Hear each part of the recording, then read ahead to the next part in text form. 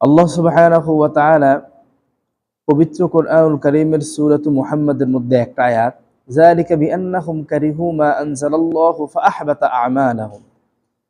রাসূল আল্লাহ সুবহানাহু ওয়া তাআলা যা নাযিল করেছেন যদি কেউ তা অপছন্দ করে, তা এই জন্য যে যদি যালিকা বিআন্নাহুম কারিহু মা আনজালাল্লাহ, আল্লাহ তাআলা যা নাযিল করেছে যদি কেউ অপছন্দ করে ব্যক্তি স্বার্থে, ফাআহবাতা আমালাহুম, তাহলে তার আমলগুলো নষ্ট হয়ে যাবে। পৃথিবীর সকল ঊর্ধ্বে কোরআন এবং সুন্নাহর বিধানকে প্রাধান্য দিতে হবে। যদি আমার মতের বিরুদ্ধে যায়, আমার স্বার্থের বিরুদ্ধে যায়, আমার দলের বিরুদ্ধে যায়, আমার আদর্শের বিরুদ্ধে যায়, গেলেও আমাকে রাসূল সাল্লাল্লাহু আলাইহি ওয়াসাল্লামের সুন্নাত এবং আল্লাহ তাআলার বিধান আমাকে মানতে হবে। এটা হচ্ছে আবশ্যিক। রাসূলুল্লাহ সাল্লাল্লাহু আলাইহি ওয়াসাল্লাম যা কিছু বলেছেন, যা কিছু করেছেন এবং যা কিছু অনুমোদন দিয়েছেন, এই সবগুলো হচ্ছে হাদিস। অনেক বিষয় রাসূল সাল্লাল্লাহু আলাইহি ওয়াসাল্লাম বলছেন, অনেক বিষয় রাসূল সাল্লাল্লাহু আলাইহি ওয়াসাল্লাম বলেন নাই, সরাসরি করেছেন। অনেক বিষয় রাসূল সাল্লাল্লাহু আলাইহি ওয়াসাল্লাম বলেনও নাই, করেনও নাই, কিন্তু অনুমোদন দিয়েছেন। এই সকল বিষয় হচ্ছে হাদিস এবং এগুলো আমাদের জন্য অনুসরণযোগ্য সুন্নাতগুলো। এবং কোরআনুল কারীম, পৃথিবীতে দুইটা বিষয় মানুষের জন্য অনুসরণীয়, একটা হচ্ছে কোরআন, একটা হচ্ছে সুন্নাহ। কোরআন এবং সুন্নাহ এই দুইটা বিষয় মানুষের জন্য অনুসরণীয়। রাসূলুল্লাহ সাল্লাল্লাহু আলাইহি ওয়াসাল্লাম আল্লাহ পক্ষ থেকে যা কিছু বলেছেন সেটা হচ্ছে কোরআন, এবং আল্লাহ তাআলার পক্ষ থেকে কিন্তু তার জবান দিয়ে আল্লাহ তাআলা বের করেছেন সেটা হচ্ছে হাদিস। সূরাতুন নাজমের মধ্যে আয়াত আছে, ওয়া মা ইয়ানতিকু আনিল হাওয়া ইন হুয়া ইল্লা ওয়াহয়ুন ইউহা। আল্লাহ তাআলা রাসূল সাল্লাল্লাহু আলাইহি ওয়াসাল্লাম যা কিছু বলেছেন তিনি নিজ থেকে কোনো কথা বলেন নাই, সব কিছু আল্লাহ তাআলা ওনার মুখ থেকে বের করেছেন। এবং ইসলামী সকল বিধিবিধানগুলো এটা হচ্ছে পরিপূর্ণ, কোনো দিক দিয়ে ইসলাম অপরিপূর্ণ নয়। সূরাতুল মায়েদার ৩ নম্বর আয়াতে আল্লাহ তাআলা বলছেন, মা আতাকুমুর রাসূলু ফাখুযুহু ওয়া মা নাহাকুম আনহু ফান্তাহু। যে রাসূলুল্লাহ সাল্লাল্লাহু আলাইহি ওয়াসাল্লাম যা কিছু নিয়ে আসছেন, এটা সূরাতুল হাশরের মধ্যে, যা কিছু নিয়ে আসছেন সবকিছু আমাদেরকে গ্রহণ করতে হবে, এবং যা কিছু তিনি নিষেধ করেছেন এসব কিছু আমাদেরকে বাদ দিতে হবে। আর সূরাতুল মায়েদার মধ্যে হচ্ছে আল ইয়াউমা আকমালতু লাকুম দীনাকুম ওয়া আতমামতু আলাইকুম নি'মাতি ওয়া রাদিতু লাকুমুল ইসলাম দীনা। রাসূলুল্লাহ সাল্লাল্লাহু আলাইহি ওয়াসাল্লাম আল্লাহ তাআলার পক্ষ থেকে ইসলামকে আমাদের জন্য পরিপূর্ণ করে দিয়েছেন। প্রিয় ভাইরা, রাসূলুল্লাহ সাল্লাল্লাহু আলাইহি ওয়াসাল্লামের যে সকল আনীত বিধানগুলো, এটা যে কোনো বিধান, এটা সালাত হতে পারে, এটা সুন্নাত আমল হতে পারে, পারিবারিক বিষয় হতে পারে, নিজের শারীরিক বিষয় হতে পারে, যে কোনো বিষয়, যদি কোনো ব্যক্তি এটাকে অপছন্দ করে, এটা দুইটা ভাগে হবে। একটা ভাগ হবে সরাসরি সে কাফের হয়ে যাবে, আর একটা ভাগ হচ্ছে না, সে কাফের হবে না, সে মুনাফিক হবে। রাসূলুল্লাহ সাল্লাল্লাহু আলাইহি ওয়াসাল্লাম মানে ইসলামের কোনো বিধানকে যদি কেউ অপছন্দ করে, প্রথম হচ্ছে যে সে কাফের হয়ে যাবে। দ্বিতীয় আরেকটা ক্যাটাগরি হচ্ছে না, সে কাফের হবে না, সে মুনাফিক হয়ে যাবে। কাফের হচ্ছে যে তার ঈমান চলে যাবে, আর মুনাফিক হচ্ছে যে তার ঈমান আছে কিন্তু সে কাফের না, ঈমানদার এবং কাফেরের মধ্যখানে মুনাফিক। অর্থাৎ মৌখিকভাবে সে ঈমানদার দাবি করলেও, মুখে ঈমান দাবি করে কিন্তু ভিতরগত সে ঈমান নেই, তার ঈমান নেই। মক্কাতুল মুকাররমার মধ্যে যে সকল কাফেররা ছিল, তারা সরাসরি একদম অনেক কাফের সরাসরি আল্লাহর বিধানকে অস্বীকার করত, সরাসরি অস্বীকার করত। আবার কেউ কেউ ছিল সরাসরি অস্বীকার করতো না, একটু ঘুরিয়ে পেঁচিয়ে একটু অস্বীকার করত। তো যারা ইসলামের কোনো বিধানকে সরাসরি অপছন্দ করবে, সরাসরি, সেটা কাফের হয়ে যাবে। আর কেউ যদি না সরাসরি অপছন্দ না, একটু মানে এদিক সেদিক করবে, তারা সরাসরি কাফের হবে না, তারা মুনাফিক হবে। ইসলামী শরীয়তের যেমন সালাতের পরে আমরা সুন্নাত আদায় করি, কেউ সুন্নাতের প্রতি অবজ্ঞা করলো। ইসলামী শরীয়তের বিধান হচ্ছে যদি কেউ চুরি করে তার হাত কেটে ফেলবে, অবস্থা অনুযায়ী, অথবা তার জরিমানা করবে। যদি কেউ জেনা করে তখন তাকে কেসাস দিবে, হুদুদ দিবে, তাকে পাথর মেরে হত্যা করবে। অথবা যদি বিবাহিত হয়, অবিবাহিত হলে তাকে বিয়ে পড়িয়ে দিবে। ইসলামী শরীয়তের বিধান হচ্ছে ন্যায় বিচার করবে, অন্যায় বিচার করবে না। এখন যদি সমাজের মধ্যে যারা সম্মানিত মানুষ টাকার বিনিময়ে বিচার করে, যারা একজন গরিবের বিপক্ষে ফায়সালা দেয়, কিন্তু গরিব মাজলুম, যে টাকাওয়ালা ধনী, সে অন্যায় করছে, সে টাকা দিয়েছে, বাস টাকার বিনিময়ে বিচার করে দিয়েছে, তাহলে ইসলামী শরীয়তের বিধানকে সে বিদ্যাঙ্গুলি দেখালো। একজন ব্যক্তি চুরি করেছে, চুরির যে বিধান, সেই বিধান মান্য করে নাই, সেটা না করে ভিন্ন কিছু করছে। হ্যাঁ, একটা হচ্ছে রাষ্ট্রীয় আইন আছে, গণতান্ত্রিক আইন আছে, সেটা করছে, কিন্তু ইসলামের বিধানকে তুচ্ছ তাচ্ছিল্য করছে। আমাদের দেশে অনেক মানুষ আছে, আল্লাহ তাআলার পক্ষ থেকে বিধান হচ্ছে পুরুষ ওয়ারেস যা পাবে, নারী তার অর্ধেক পাবে। হিসাব করলে নারী কিন্তু বেশি পায়। একজন নারী তার স্বামী থেকে সম্পদ পায়, তার বাবা থেকে সম্পদ পায়, তার ভাই থেকে সম্পদ পায়, তার ছেলে থেকে সম্পদ পায়। আর একজন পুরুষ শুধুমাত্র তার বাবা থেকে সম্পদ পায়। পুরুষ কিন্তু স্ত্রী থেকে সম্পদ পায় না, বাবা থেকে পায়। কিন্তু নারী বাবা থেকেও পায়, স্বামী থেকেও পায়। হিসাব করলে নারীর সম্পদটা বেশি। কিন্তু এখানে আল্লাহ সুবহানাহু ওয়া তাআলা নারীর যে ন্যায্য সেটা দিয়েছেন।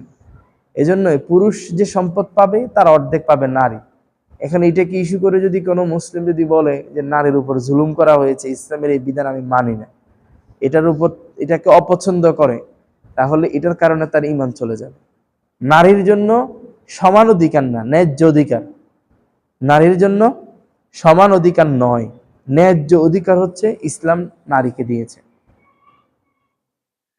প্রিয় ভাইরা, রাসূলুল্লাহ সাল্লাল্লাহু আলাইহি ওয়াসাল্লাম থেকে যে বিষয়টা হাদিস, আল্লাহ সুবহানাহু ওয়া তাআলা যা দিয়েছেন এবং রাসূল সাল্লাল্লাহু আলাইহি ওয়াসাল্লাম আমাদের জন্য যা দিয়েছেন, কোরআন এবং সুন্নাহ, কোরআন এবং সুন্নাহ দুইটাই হচ্ছে ইসলামের জন্য মেয়ার, আদর্শের মেয়ার, আদর্শ।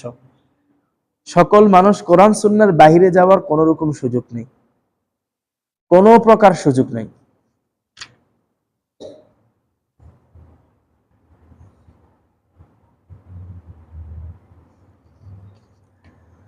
এরপরে মুমিনদের সাথে অন্য ধর্মের যারা আছে, খ্রিস্টান, হিন্দু, বৌদ্ধ, খ্রিস্টান, নাস্তিক, মারমা, গারো, চাকমা, আরো যারা আছে, যদি কেউ মনে করে যে ইসলামের এই বিধানটা সঠিক না, মনে হচ্ছে যে ওই ধর্মের এই বিধানটা সঠিক, বা ইসলামের এই বিধানটা থেকে ওই ধর্মের ওই বিধানটা একটু মনে হয় ভালো ভালো, মানে একটু একটু মনে করতেছে আর কি, সাথে সাথে তার ঈমান চলে যাবে। কোরআনুল কারীমে সূরাত আলে ইমরানের 19 নম্বর আয়াত 3 নম্বর পারা আল্লাহ তাআলা বলছেন, ইন্নাদ দীনা ইনদাল্লাহিল ইসলাম।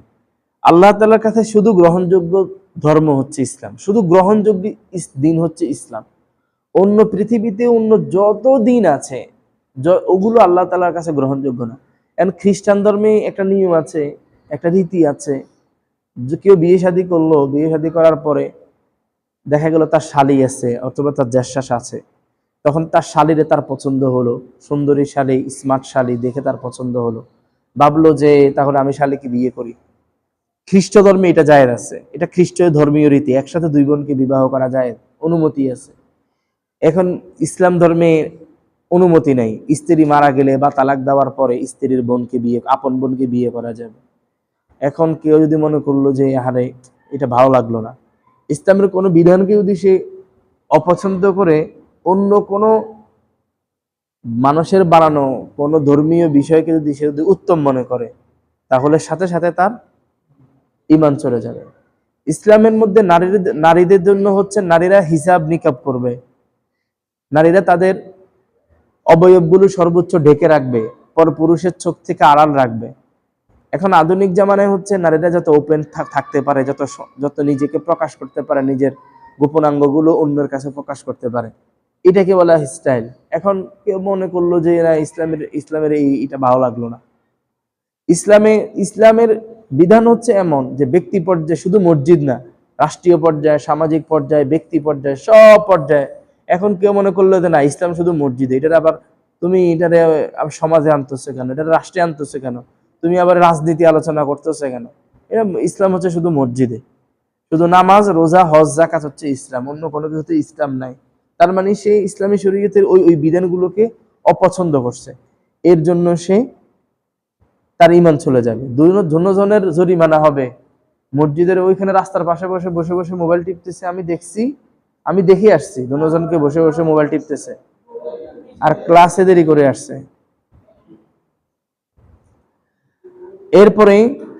এরপরে বিষয় হচ্ছে কোরআন এবং কোরআন এবং সুন্নাহর সকল যে কোনো বিষয় আমি মানতে পারি আর না পারি, ইসলামী শরীয়তের বিধান হচ্ছে কোরআন এবং সুন্নাহর যে কোনো বিধান, এটার প্রতি সর্বোচ্চ শ্রদ্ধা, মোহাব্বত, ভালোবাসা রাখা, সর্বোচ্চ শ্রদ্ধা। হ্যাঁ, আমি মানতে পারতেছি না, এটা আমার ব্যক্তিগত কারণে, শয়তানের ওয়াসওয়াসার কারণে আমি মানতে পারতেছি না, এটার জন্য আমি নিজেকে অপরাধী মনে করবো, যে আরে আমি পারতেছি না, এই ইসলামের এই বিধানটা আমি মানতে পারতেছি না, এটা আমার জন্য আফসোস। কিন্তু এটা একটা বিষয়। কিন্তু আরেকটা বিষয় হচ্ছে যে আমি মানলাম না তো মানলাম না, উল্টো আরো আমি তুচ্ছ তাচ্ছিল্য করলাম, এটাকে ছোট মনে করলাম, এটাকে আমি ভিন্ন রকম মনে করলাম। তাহলে যদি এরকম, এখানে চলে আসেন, এখানে সামনে আসেন, আরেক ভাই এখানে চলে। ইসলামী শরীয়তের বিধি বিধানগুলোকে সবগুলোর প্রতি সম্মান রাখতে হবে, শ্রদ্ধা রাখতে হবে। যদি ব্যতিক্রম কোনো কিছু করি তাহলে সাথে সাথে আমার ইমানের মধ্যে খতরা চলে আসবে। প্রিয় ভাইরা, এরপরে আসি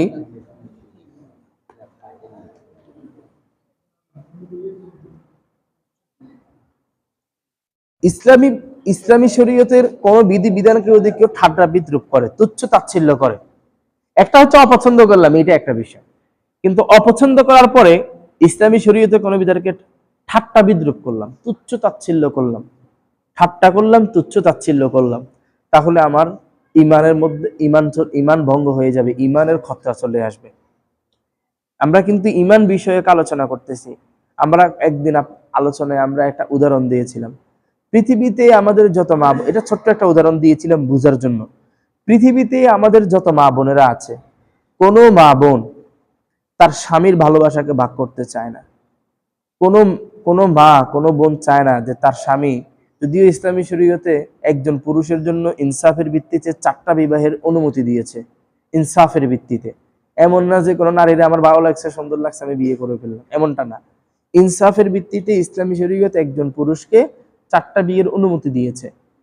কিন্তু এই বিধানটা আমাদের পৃথিবীতে যত মুসলিম নারীরা আছে সকলে এই মাসালাটা জানে, কিন্তু উনি চায় না, কারণ মা বোন চায় না যে ওনার স্বামী আরেকটা বিয়ে করুক। কেন চায় না? উনি ওনার স্বামীর ভালোবাসাটাকে ভাগ করতে চায় না, এটা একটা বিষয়, এটা আমার স্বামীর প্রতি ভালোবাসা। কিন্তু যদি ইসলামী শরীয়তের এই বিধানের প্রতি ওনার তুচ্ছ তাচ্ছিল্য থাকে, ঠাট্টা বিদ্রুপ থাকে, এটা কি একটা নিয়ম হলো, পুরুষ কি কেন একাধিক বিয়ে করবে, মানে ইসলামী শরীয়তের এই বিধানকে উনি ঠাট্টা বিদ্রুপ করছে, তুচ্ছ তাচ্ছিল্য করছে, তাহলে তার ইমানের খতরা আসবে। কিন্তু না, ঠাট্টা বিদ্রুপ করে নাই, তুচ্ছ তাচ্ছিল্য করে নাই, ইসলামী শরীয়তের বিধানের প্রতি ওনার পরিপূর্ণ সম্মান আছে, কিন্তু উনি ওনার স্বামীর ভালোবাসাকে ভাগ করতে চায় না। এটা হয়েছে ওনার স্বামীর প্রতি ভালোবাসা, এটা হয়েছে ভিন্ন বিষয়। তাহলে ইসলামী শরীয়তের একটা বিষয় হচ্ছে, ইসলামী শরীয়তের কোনো বিধানকে আমি অপছন্দ করলাম, এটা একটা বিষয়। অপছন্দ করলেও আমার ইমানের খতরা আসবে। আবার আমি অপছন্দ করার পরে ঠাট্টা বিদ্রুপ করলাম, তুচ্ছ তাচ্ছিল্য করলাম। যেমন জাকাতের, এখন সাধারণ জাকাত তো সবসময় দেওয়া যায়, রমাদানুল মুবারকে সাধারণত মুসলিমরা জাকাত দিয়ে থাকে। অনেক সামর্থ্যবান মানুষ যারা জাকাত দেয় না, অনেক সামর্থ্যবান মানুষ জাকাত দেয় না, জাকাত হিসাবও করে না। ধরেন হিসাব করলে তার জাকাত আসবে ধরেন 2 লাখ টাকা, সে এমনি কিছু মানুষকে দান টান করে দিছে, মানুষকে দেখাইছে, দেখে 10,000 টাকা, 20,000 টাকা, 50,000, হিসাব করে নাই। হিসাব করা ছাড়া যদি 1 কোটি টাকা যদি কেউ দেয়, তার জাকাত আদায় হবে না, দান হবে। জাকাত আলাদা, জাকাত দিতে হয় হিসাব করে। অনেক মানুষ জাকাতকে তুচ্ছ তাচ্ছিল্য করে, আপনারাও হয়তো চিনে থাকবেন, আমিও অনেক মানুষকে চিনে থাকি, আমার রিলেটিভের মধ্যে অনেক মানুষ আছে যাদেরকে আমি চিনি, যাদেরকে আমি জানি যাকাত দেয় না এবং তুচ্ছ তাচ্ছিল্য করে, মানে হেয় প্রতিপন্ন করে, এরকম অনেক মানুষকে দেখে থাকবেন। যদি কোনো ব্যক্তি ইসলামী শরীয়তের কোনো বিধানকে তুচ্ছ তাচ্ছিল্য করে, হেয় প্রতিপন্ন করে, তার ইমানের খতরা চলে আসবে, ইমান চলে যাবে। এই পৃথিবীর সকল কিছু আল্লাহ সুবহানাহু ওয়া তাআলা চালান, আল্লাহ সুবহানাহু ওয়া তাআলা নিয়ন্ত্রণ করেন। সকল কিছুর রব হচ্ছে আল্লাহ তাআলা, উনি সৃষ্টিকর্তা, রিজিকদাতা। আল্লাহ তাআলার এই ক্ষমতার উপরে আমার পরিপূর্ণ আস্থা, বিশ্বাস, সম্মান আনা, এটা হচ্ছে আমার উপর ফরজ। যদি কেউ যদি মনে করে না আল্লাহ তাআলা, আস্তাগফিরুল্লাহ, তাহলে তার যে আমাকে আমার রিজিক তো ওই লোকে দেয়, আমার তো সাহায্য উনি করে, আমার বিপদ আপদে তো ওই ওই ওই সমাজের ওই ব্যক্তি আছে, ওই সম্মানিত ব্যক্তি আছে, আমার বিপদ আপদে তো ওই এই নেতা আছে, ওই নেতা আছে। তাহলে সহযোগিতা নেওয়া একটা বিষয়, আর ইমানের বিষয়টা আরেকটা। আল্লাহু আকবার। ইহুদি নাসারারা বলতেন, আল্লাহ সুবহানাহু ওয়া তাআলা ইহুদি নাসারাদের এই কথাগুলো কোরআনুল কারীমের মধ্যে কোট করেছেন। ইহুদিরা বলতেন, ইন্নাল্লাহা ফাকিরু ওয়া নাহনু আগনিয়া। আল্লাহ হইছে গরিব, আমরা হইছি ধনী। আল্লাহ হইছে গরিব, আমরা হইছি, আস্তাগফিরুল্লাহ। এরপরে খ্রিস্টানেরা, লাকাদ কাফারাল্লাযীনা ক্বালু ইন্নাল্লাহা হুয়াল মাসীহ ইবনু মারইয়াম, খ্রিস্টানেরা ঈসা আলাইহিস সালামকে আল্লাহ সুবহানাহু ওয়া তাআলার সন্তান মনে করতেন। এগুলো কুফরি। আল্লাহ সুবহানাহু ওয়া তাআলার পরে রাসূলুল্লাহ সাল্লাল্লাহু আলাইহি ওয়াসাল্লামকে পরিপূর্ণ মুহাব্বত, ভালোবাসা, ইজ্জত দেওয়া, সম্মান করা ফরজ। আল্লাহ সুবহানাহু ওয়া তাআলার পরে আবার মুহাম্মদ সাল্লাল্লাহু আলাইহি সাল্লামকে এমন সম্মান না যে দিদিটা আল্লাহ তাআলার সাথে মিলিয়ে ফেলা। যেমন গায়েবের মালিক শুধু আল্লাহ তাআলা, গায়েব কেউ জানে না। ওয়া ইনদাহু ইন্নাল্লাহা ইনদাহু ইলমুস সাআ ওয়া ইউনাজ্জিলুল গায়স ওয়া ইয়ালামু মা ফিল আরহামি ওয়া মা তাদরি নাফসুম মাযা তাকসিবু গাদা। পাঁচটা জিনিসের মালিক আল্লাহ তাআলা, তার মধ্যে একটা হচ্ছে গায়েব। ওয়া ইনদাহু মাফাতিহুল গায়বি লা ইয়ালামুহা ইল্লাল্লাহ, গায়েবের মালিক শুধু আল্লাহ তাআলা, গায়েব শুধু জানে আল্লাহ। একটু পরে কি হবে, আগামী কালকে কি হবে, এটা কেউ জানে না।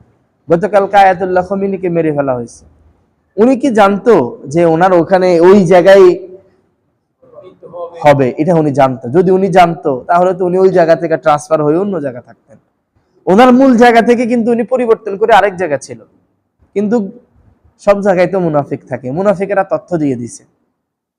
কিন্তু উনি তো থেকে যেখান থেকে ওখান থেকে তো উনি কাফেরদের ভিতগুলোকে আক্রমণ করতেছেন, কাফেরদের অন্তরের মধ্যে ভয় সঞ্চার করতেছেন। কিন্তু কাফেরেরা উনি কোথায় আছে সেটাকে গোয়েন্দার মাধ্যমে, মুনাফিকদের মাধ্যমে ঠিক করে ওনাকে শাহাদাত বরণ করিয়েছেন। তাহলে উনি যদি জানতেন তাহলে তো উনি ওই স্থানও পরিবর্তন করে থাকতেন। তাহলে গায়েবের মালিক শুধু আল্লাহ তাআলা। একটু পরে কি হবে, আগামীকালকে কি হবে, পরে কি হবে, এটা শুধু আল্লাহ তাআলা জানেন। এটা অন্য কেউ জানে না, অন্য কেউ জানে না। যদি রাসূল সাল্লাল্লাহু আলাইহি ওয়াসাল্লামও গায়েবের খবর জানেন না, হ্যাঁ, আল্লাহ সুবহানাহু ওয়া তাআলা রাসূলুল্লাহ সাল্লাল্লাহু আলাইহি ওয়াসাল্লামকে যতটুকু জানিয়েছেন তিনি ততটুকু জানেন। আল্লাহ সুবহানাহু ওয়া তাআলা রাসূলুল্লাহ সাল্লাল্লাহু আলাইহি ওয়াসাল্লামকে যতটুকু জানিয়েছেন তিনি ততটুকু জানেন। আল্লাহ তাআলা রাসূলুল্লাহ সাল্লামকে যা জানান নাই তার বাইরে তিনি যতটুকু জানিয়েছেন এর বাইরে তিনি জানেন। জি, প্রশ্নটা হলো যে কি, আমি শিয়াদেরকে শুধু পছন্দ করি ফিলিস্তিনের জন্য, তারা হেল্প করার জন্য চেষ্টা করছে, এই কারণে আমি শিয়াদেরকে পছন্দ করি। তো শিয়ারা কিন্তু আপনার আমাদের আখিরি নবী হযরত মুহাম্মদ সাল্লাল্লাহু আলাইহি ওয়াসাল্লামকে কিন্তু এরা মানে না, এরা মানে শুধু আলীকে। এবং তাদেরকে শিয়াদের ব্যাপারে একটু এর আকীদার অনেকগুলো বিষয় আছে, ওগুলো আকীদার আলোচনা। শিয়াদের আকীদার ব্যাপারে আহলুস সুন্নাত ওয়াল জামাতের মধ্যে পার্থক্য আছে। তারা মুহাম্মদ সাল্লাল্লাহু আলাইহি সাল্লামকে মানেন এবং আলী রাদিয়াল্লাহু তাআলা আনহু, ফাতেমা রাদিয়াল্লাহু তাআলা আনহা, হাসান রাদিয়াল্লাহু তাআলা আনহু, হুসাইন রাদিয়াল্লাহু তাআলা আনহু, এই পাঁচজনকে ওনারা অন্য অন্য এই পাঁচজনকে মহাব্বত বেশি করেন, এটা সমস্যা না, কিন্তু অন্য সাহাবীদেরকে গালি দেন। হাসান হুসেনকে দুজনকে ওরাই মারছে, ওরা মারার পর ওরা এখন আফসোস করে আচ্ছা, ওগুলা আকীদার আলোচনা, তো তো আকীদার আলোচনা হচ্ছে ভিন্ন, আমরা এখানে থাকি। এরপরে বিষয় হচ্ছে কোরআনুল কারীমের প্রতি সম্মান। আল্লাহর যে কোরআন, এই কোরআনুল কারীম আপনি দেখেন ভাই, এই কোরআনুল কারীমটা এটা প্লাস্টিক দিয়ে মোড়ানো, এই পাতাটা, এই কাগজটাকে আমি সম্মান করি কেন? এটা আল্লাহর কোরআন। আবার একইভাবে সাধারণ আমরা যে পড়াশোনা করে যে বইগুলো আছে ওগুলাকেও আমরা ভালোবাসি, কিন্তু এই আল্লাহর কোরআনের প্রতি যে মহব্বত ভালোবাসা, এটার 100 ভাগের 1 ভাগ ওগুলার প্রতি আছে। ওগুলা থেকে হাজার হাজার গুণ বেশি আমার আল্লাহর কোরআনের প্রতি, এই কাগজটার প্রতি, এই বাইন্ডিংটার প্রতি মহব্বত। এটা কাগজ কেন? এটা আল্লাহর কোরআন। আল্লাহর কোরআনের প্রতি পরিপূর্ণ শ্রদ্ধা, পরিপূর্ণ মহব্বত, পরিপূর্ণ ভালোবাসা আমার থাকতে হবে, আপনার থাকতে হবে। কোন প্রকার ভিন্ন রূপ করা যাবে না, কোন প্রকার ভিন্ন রূপ করা যাবে না। আল্লাহর কোরআনকে স্পর্শ, ওযু লাগবে, পবিত্রতা লাগবে, ওযু লাগবে, পবিত্রতা লাগবে। ওযু এবং পবিত্রতা ছাড়া আল্লাহর কোরআন স্পর্শ করা যাবে না। পবিত্রতা আছে, ওযু নেই, তাহলে কোরআন স্পর্শ করা, তেলাওয়াত করা যাবে, তবে আদবের খেলাফ। আবার বলছি, আমার শরীর পাক, ওযু নেই, তাহলে কোরআন ধরা ছাড়া পড়া যাবে, তবে আদবের খেলাফ, আদবের খেলাফ। এরপরে আল্লাহ তাআলার কাছে একমাত্র মনোনীত দিন হচ্ছে ইসলাম। এটা আমাকে বিশ্বাস করতে হবে, এটা আমাকে কি করতে হবে? বিশ্বাস করতে হবে। রাসূল সাল্লাল্লাহু আলাইহি সাল্লামের যত সুন্নাত আছে, সকল সুন্নাতের প্রতি আমার অগাধ ভালোবাসা থাকতে হবে এবং বিশ্বাস থাকতে হবে যে এই সুন্নাতের মধ্যে আল্লাহ সুবহানাহু ওয়া তাআলা সফলতা রেখেছেন। রাসূল সাল্লাল্লাহু আলাইহি সাল্লামের যত সুন্নাত আছে, যেই কোনো সুন্নাত, একেবারে যেই কোনো সুন্নাত, হাঁটার সুন্নাত, খাওয়ার সুন্নাত, ঘুমানোর সুন্নাত, ওয়াশরুমের সুন্নাত, কথা বলার সুন্নাত, ব্যবসার সুন্নাত, মুআমালাত, মুহাশারাতের সুন্নাত, যেই কোনো সুন্নাত, রাসূলুল্লাহ এমন কোনো বিষয় না যেখানে তো রাসূলুল্লাহ সাল্লাল্লাহু আলাইহি ওয়াসাল্লামের সুন্নাত নাই। আপনি যে কোনো বিষয় রাসূলুল্লাহ সাল্লাল্লাহু আলাইহি ওয়াসাল্লামের সুন্নাত যেখানে যেখানে আছে, ওই সুন্নাতগুলোর প্রতি আমার পরিপূর্ণ অগাধ ভালোবাসা থাকবে, বিশ্বাস থাকবে, ভালোবাসা থাকবে, বিশ্বাস থাকবে, মুহাব্বত থাকবে, এটা আমার থাকতে হবে।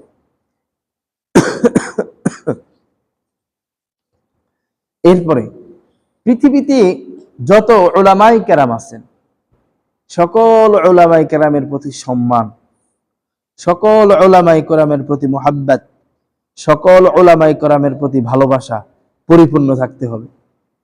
কোনো আলেমদের প্রতি বিদ্বেষ থাকা যাবে না।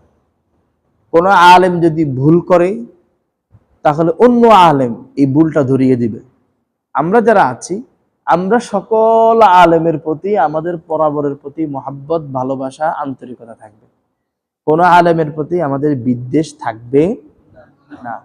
যদি আমার যে ওই আলেম তো আমার দলের না, ওই আলেম তো আমার নেতার বিরুদ্ধে কথা বলছে, এরকম আছে না?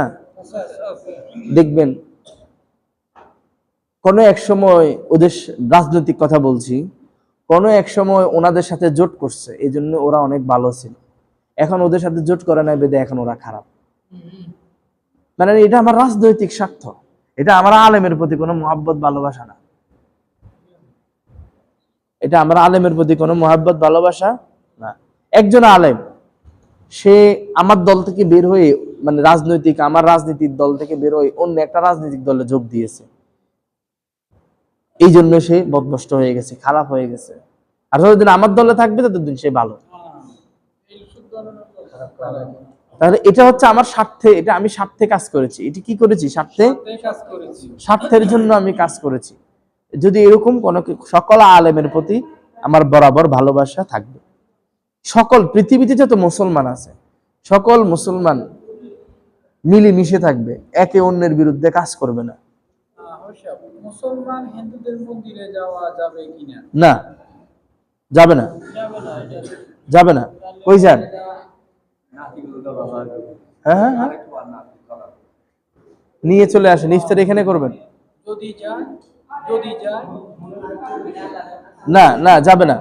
যদি যায়, যদি যায়, হ্যাঁ, যদি ওখানে গিয়ে একটা বিষয় হচ্ছে যে মানে অবলোকন করার জন্য, আর একটা বিষয় হচ্ছে যে কাফের মুশরিকেরা আল্লাহ তাআলার সাথে যে শিরিক করতেছে, এই শিরিক দেখে সে আনন্দ পাওয়ার জন্য, তৃপ্তি পাওয়ার জন্য, বরং তাদেরকে সাপোর্ট দেওয়ার জন্য। যারা যায় গীতা পাঠ করে, ওদের ওদেরকে না হিন্দুদের ঠাকুরের তুলনা না মুসলমানের ঠাকুররা অনেক সুন্দর করে গীতা পাঠ করে, তাই ওরা না না না না, হবে না। ওটা তো ধর্মীয়, কি ধর্মীয় ওরা ওরা ওদের ধর্মীয় বই, ধর্মীয় ওটা ওরা পড়বে। কোন মুসলমান, হ্যাঁ এখানে একটু কথা আছে, অনেক অনেক অনেক অনেক বাংলাদেশে একটা বিভাগ আছে, দাওয়া বিভাগ। ওখানে ওই দাওয়া বিভাগে মানে এটা একটা ডিপার্টমেন্ট, যেমন ইংলিশ একটা ডিপার্টমেন্ট, আরবি আরবি আরবি একটা ডিপার্টমেন্ট, ইংলিশ একটা ডিপার্টমেন্ট, ম্যাথ একটা ডিপার্টমেন্ট, একটা ডিপার্টমেন্ট আছে হচ্ছে দাওয়া।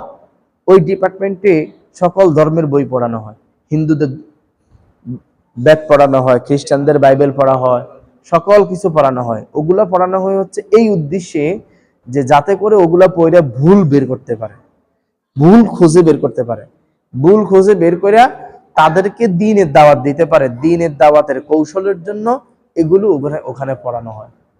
এটা একটা আলাদা। আবার কেউ যদি এই আমি দেখছি ফেসবুকের ভিতরে অনেক মানে যায় এরা গীতা পাঠ করতে শিখে। আর যদি কেউ যদি অন্য ধর্মের এই ধর্মীয় বইগুলোর প্রতি যদি শ্রদ্ধা, মহাব্বত, ভালোবাসা থাকে, তাহলে তার ইমানের খতরা আসবে, ইমানের খতরা আসবে। আসেন এরপরে আসেন,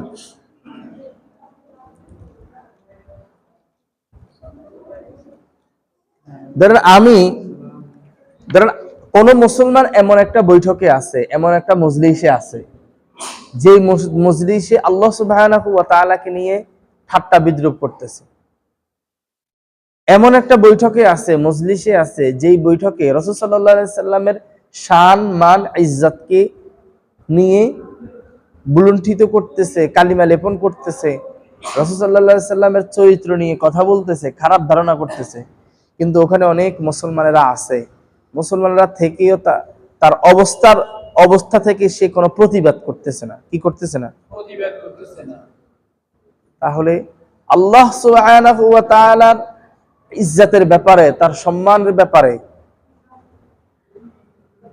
কোন বিধর্মী বা কোনো ব্যক্তি প্রশ্ন তুলতেছে, ওখানে অন্যান্য মুসলমানেরা আছে, তারা কোনো প্রতিবাদ করতেছে না। যারা যে বলতেছে, যদি সে কাফের হয়তো গেল, যদি মুসলিম হয় তার তো ঈমান যাবে যাবে, আর যারা ওখানে থেকে প্রতিবাদ করতেছে না তাদের ঈমান আছে। অনেক সময় আছে পরিস্থিতি শিকার, আপনি যদি এখানে একটা বিষয় হচ্ছে যে পরিস্থিতির আপনি যতটুকু আছে, আপনি দেখবেন, আমরা অনলাইনের কল্যাণে আমরা দেখেছি সারা পৃথিবীতে এখন সবথেকে শক্তিশালী আমেরিকাকে ধরা হয়। আমেরিকার এখন বর্তমান যে প্রেসিডেন্ট আছে, এর আগে একটা প্রেসিডেন্ট ছিল, তার নাম সম্ভবত বুশ একটা এরকম নাম ছিল। তাকে বা অন্য কাউকে রাসূল সাল্লাল্লাহু আলাইহি সাল্লামের বিরুদ্ধে কথা বলার কারণে একজন সাংবাদিক জুতা নিক্ষেপ করছে। আপনি দেখেন, সে একজন সাধারণ, সে জানতো, সে জানে যে আমি যে এই কাজটা করতেছি এটার জন্য আমার মৃত্যু অবধারিত। সে জানার পরেও তার সামর্থ্য অনুযায়ী সে জুতা নিক্ষেপ করে প্রতিবাদ করছে। রাসূল সাল্লাল্লাহু আলাইহি সাল্লামের সম্মান থেকে, আল্লাহ সুবহানাহু ওয়া তাআলার ইজ্জত সম্মান থেকে আমার জীবনের দাম তো বেশি না। আমার জীবনের দাম বেশি না। অবস্থার আলোকে আমাকে প্রতিবাদ করতে হবে ভাই। আমার ওই সাংবাদিকের ক্ষমতা ছিল সে একটা জুতা নিক্ষেপ করা, তার ক্ষমতা সে প্রয়োগ করছে, সর্বোচ্চ জায়গায় সে ক্ষমতা প্রয়োগ করছে, সে বসে থাকে না। এটার জন্য তার হয়তো অনেক শাস্তি হয়েছে, কি হয়েছে জানি না, কিছু না কিছু একটা তো হয়েছে তার, কিছু একটা তো হয়েছে তার।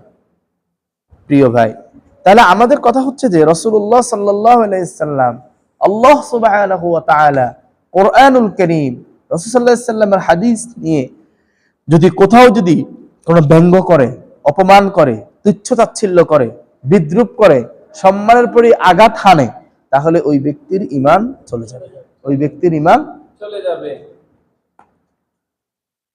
যদি সে প্রতিবাদ না করে, যদি সে প্রতিবাদ না করে ওখানে যতজন থাকবে সকলের ব্যাপারে এই কথা চলে আসবে। একইভাবে রাসূলুল্লাহ সাল্লাল্লাহু আলাইহি ওয়াসাল্লাম এবং রাসূলুল্লাহ সাল্লাল্লাহু আলাইহি ওয়াসাল্লামের সাহাবীদের ব্যাপারে যদি কেউ ঠাট্টা বিদ্রূপ করে, সাহাবী কাকে বলে? যারা ঈমানের সহিত রাসূল সাল্লাল্লাহু আলাইহি ওয়াসাল্লামকে দেখেছেন এবং ঈমানের সহিত মৃত্যুবরণ করেছেন। রাসূল সাল্লাল্লাহু আলাইহি ওয়াসাল্লামকে দেখলেই কিন্তু সাহাবী না। এই রাসূল সাল্লাল্লাহু আলাইহি ওয়াসাল্লামকে দেখলে কি না? সাহাবী না। আবু জাহেল তো রাসূল সাল্লাল্লাহু আলাইহি ওয়াসাল্লামকে দেখছেন, সে কি সাহাবী? না। কত কাফের রাসূল সাল্লাল্লাহু আলাইহি ওয়াসাল্লামকে দেখছে, তারা কি সাহাবী?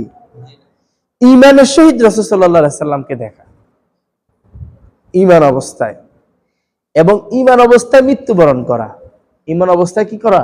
মৃত্যুবরণ করা। যদি ঈমান অবস্থায় রাসূল সাল্লাল্লাহু আলাইহি ওয়াসাল্লামকে দেখে, যদি ঈমান অবস্থায় রাসূল সাল্লাল্লাহু আলাইহি ওয়াসাল্লামের প্রতি ঈমান অবস্থায় মৃত্যুবরণ করে, তাহলে ওই ব্যক্তিকে সাহাবী বলে। ওই ব্যক্তিকে কি বলে? সাহাবী বলা হয়। আর রাসূল সাল্লাল্লাহু আলাইহি ওয়াসাল্লামকে দেখে নাই, কিন্তু রাসূল সাল্লাল্লাহু আলাইহি ওয়াসাল্লামের সাহাবীদেরকে যারা ঈমান অবস্থায় দেখছেন, ঈমানদার অবস্থায় দেখছেন, এবং ঈমানদার অবস্থায় ওই ব্যক্তিরা মৃত্যুবরণ করছে, তাদেরকে তাবেঈ বলা হয়।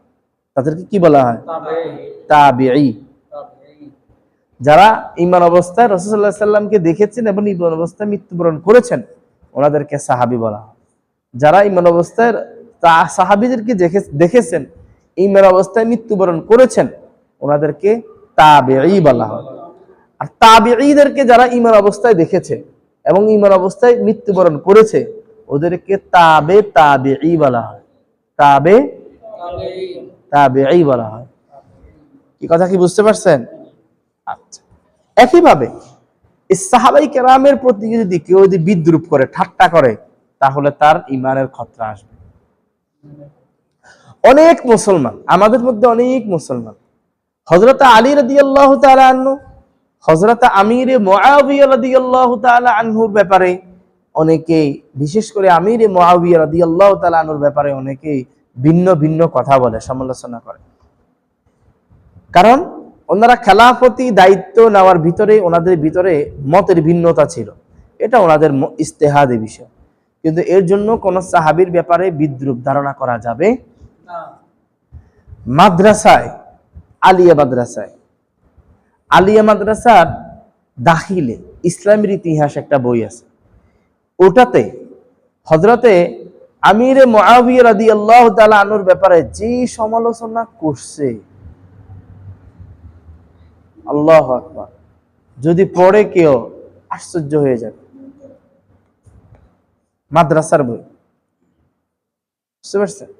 এই জন্য কোন সাহাবীর ব্যাপারে যদি কেউ সামান্য বিন্দু মাত্র সমালোচনা করে, ভিন্ন রকম ধারণা করে, তাহলে তার ঈমানের মধ্যে খতরা আসবে। কারণ সাহাবীদের ব্যাপারে আল্লাহ সুবহানাহু ওয়া তাআলা বলছেন, রাদিয়াল্লাহু আনহু ওয়া রাদু আন। যত সাহাবীরা আছে সকল সাহাবীদের উপরে আল্লাহ তাআলা সন্তুষ্ট।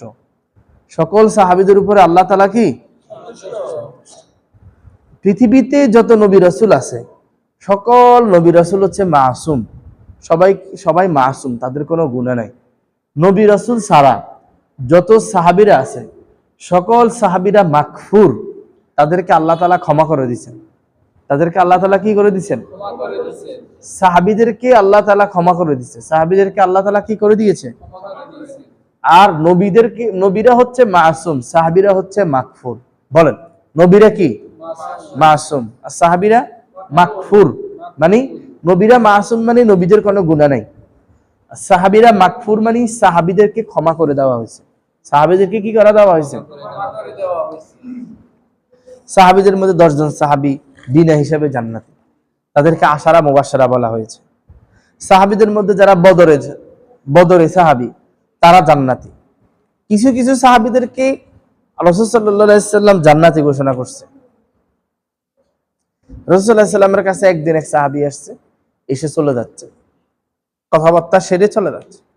রাসূলুল্লাহ সাল্লাল্লাহু আলাইহি ওয়াসাল্লাম সাহাবীদেরকে বলতেছেন যে তোমরা কি দুনিয়াতে কোনো জান্নাতি মানুষ দেখতে চাও? সাহাবীরা বলছে হ্যাঁ আমরা দেখতে চাই।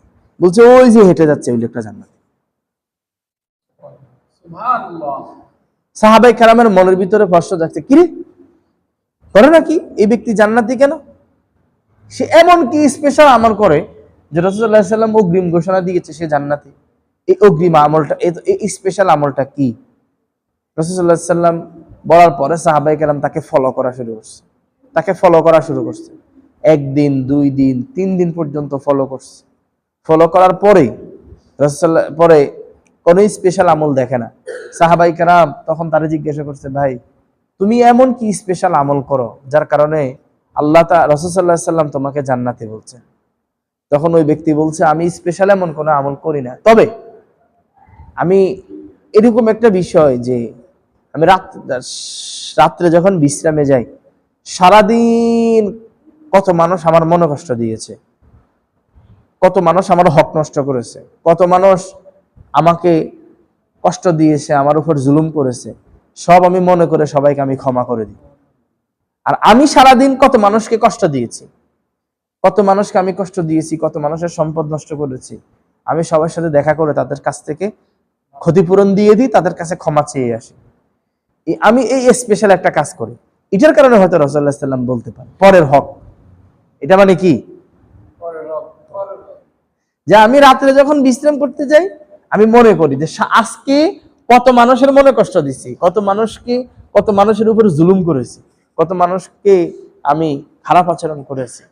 সাহাবায়ে কেরাম তো এগুলো করতেন না, তারপরেও করলে আমি তারে ক্ষমা করে দিতাম। কি করে দিছি? ক্ষমা করে দিছি। আর আমি যাদেরকে দিয়েছি, যারা আমারে দিয়েছে তাদেরকে আমি ক্ষমা করে দিছি, আর আমি যাদেরকে দিয়েছি তাদের কাছ থেকে আমি ক্ষমা নিয়েছি। এই জন্যই এই যে দেখেন রাসূলুল্লাহ সাল্লাল্লাহু আলাইহি ওয়াসাল্লাম তার জীবদ্দশায় বলছেন এই ব্যক্তিটা কি জান্নাতি, এই ব্যক্তিটা কি জান্নাতি। আমাদের জন্য তো এখানে সবক আছে, আমাদের জন্য তো শিক্ষণীয় বিষয় আছে যে মানুষ যে কেউ দিয়ে আমাদেরকে কষ্ট দেয়, কেউ দিয়ে আমাদেরকে কি দেয়? কষ্ট দেয়। মানুষ হিসেবে তো কষ্ট পাবো, কিন্তু পরবর্তীতে ক্ষমা করে দিব। পরবর্তীতে কি করে দিব? ক্ষমা করে দিব। কোনো মানুষ যদি আমাকে কষ্ট দেয়, পরবর্তীতে আমি কি করে দিব? ক্ষমা করে দিব। প্রিয় ভাইরা, এরপরে আসেন, কেউ যদি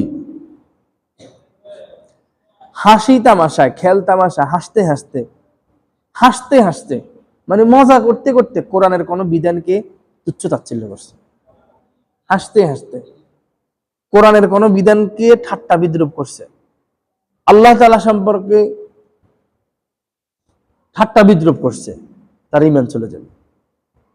দেখবেন বর্ষাকালে অনেক মুরব্বীরা মজা করে, এগুলা কিন্তু শিরিক, ঈমান চলে যায়।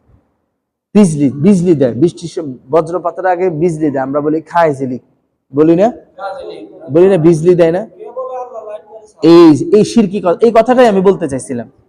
এগুলা শিরকি কথা, এগুলা কি কথা? এই কথাগুলো কিন্তু হাসতে বলে। কিভাবে বলে? এগুলা হাসতে এই কথাগুলো বলা শিরিক। এই কথাগুলো কি রাগ করে বলে যে আল্লাহ শুধু আমারে দেখছে, আমার এত বিপদ আপদ, আল্লাহ শুধু আমারে দেখছে। ওই হেই বাড়ির হেতারা নামাজ পড়ে না, কলমা পড়ে না, দুনিয়ার কাম কাকুম করে, এরকম কত টাকা পয়সা, এরা কত সুখে শান্তিতে আছে, আর আমি আল্লাহ শুধু আমারে দেখছে, বলে না এরকম? শিরিক, এগুলা শিরিক। এগুলা কি? অনেক সময় আমাদের মায়েরা, আমাদের বোনেরা বলে, আমাদের বাবারা বলে, না জেনে বলে দিতে হবে। আপনি যেহেতু এটা জানছেন, আপনার দায়িত্ব হচ্ছে বলে দেবেন, মা এরকম কথা বলিয়েন না, এগুলো বলা শিরিক। বাবা এরকম কথা বলিয়েন না, এরকম কথা বলা শিরিক। এটা বলতে হবে আপনাকে। সূর্য যখন উঠে, তাহলে সূর্য ডুবে যায়, আল্লাহ লাইট ডুবে গেছে। হ্যাঁ, শিরিক, এগুলা শিরিক, শিরকি কথা। এগুলা কি? দেখেন এগুলা কিন্তু আমরা হাসতে বলি, এগুলা কিন্তু আমরা কি বলি? হাসতে বলি। এই জন্য এগুলো থেকে আমাদেরকে পরিহার করতে হবে, এগুলো আমাদেরকে কি করতে হবে? পরিহার করতে হবে। এরপরে আসেন,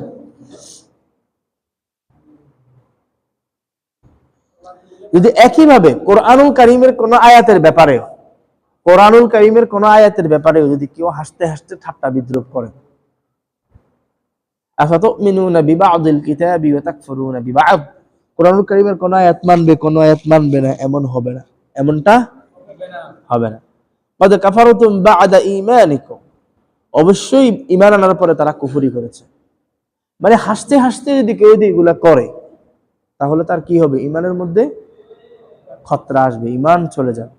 হাসতে হাসতেও কখনো আল্লাহর বিধানের বিরুদ্ধে কোনো কিছু করা যাবে না। হাসতে হাসতে কয়েকটা জিনিস যদি কেউ হাসতে হাসতেও করে, এগুলো হয়ে যায়। এক, কেউ যদি হাসতে হাসতেও কুফরি করে, তার কুফরি হয়ে যায়, ঈমান চলে যায়।